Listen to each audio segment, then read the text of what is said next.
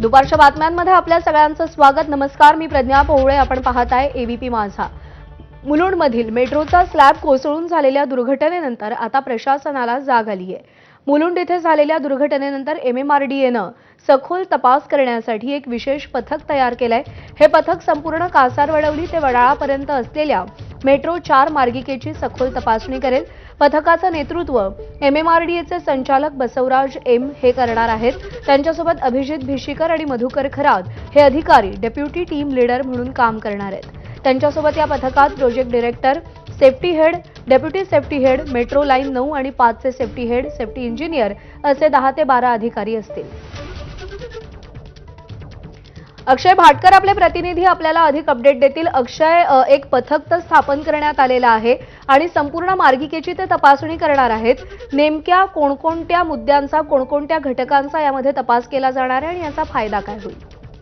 प्रज्ञा, आजपासूनच या पथकाने काम सुरू केलेलं आहे आणि त्यांच्या आदेशांमध्येच हे लिहिलेलं आहे की आजपासून पुढच्या 3 ते 4 दिवस किंवा जोपर्यंत संपूर्ण मेट्रो 4 मार्गिकेची तपासणी पूर्ण होत नाही तोपर्यंत हे पथक काम करणार आहे, चौकशी करणार, तपासणी करणार आणि या सखोल चौकशीमध्ये प्रत्येक गोष्टीचा बारकाईने अभ्यास केला जाणार, साईट व्हिजिट केल्या जाणार आणि आता देखील त्यांचं काम सुरू झालेलं आहे। कासारवडवलीपासून हे काम सुरू झालेलं आहे आणि हे पथक आता देखील मेट्रो 4 मार्गिकेची तपासणी करत इन्स्पेक्शन करत आहे।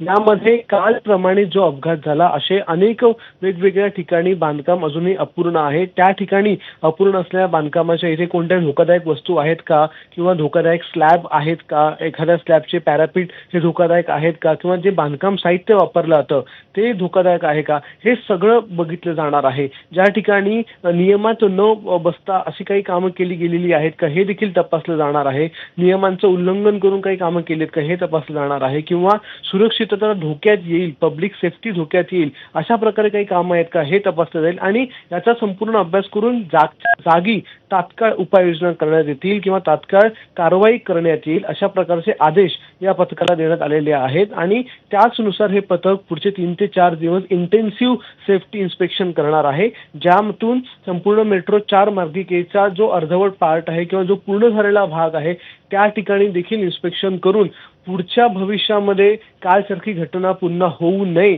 यासाठी उपाययोजना केल्या जातील। त्याचा रिपोर्ट देखील डिटेल हा तयार केला जाणार आहे, व्हिडिओ रेकॉर्डिंग केलं जाणार आहे संपूर्ण इन्स्पेक्शनचं आणि त्याद्वारे येणाऱ्या काळामध्ये कारवाई देखील करण्यात येईल आणि ताबडतोब उपाययोजना देखील करण्याचे आदेश या पथकाला देण्यात आलेले आहेत। अक्षय, धन्यवाद दिलेल्या सगळ्या सविस्तर माहितीसाठी।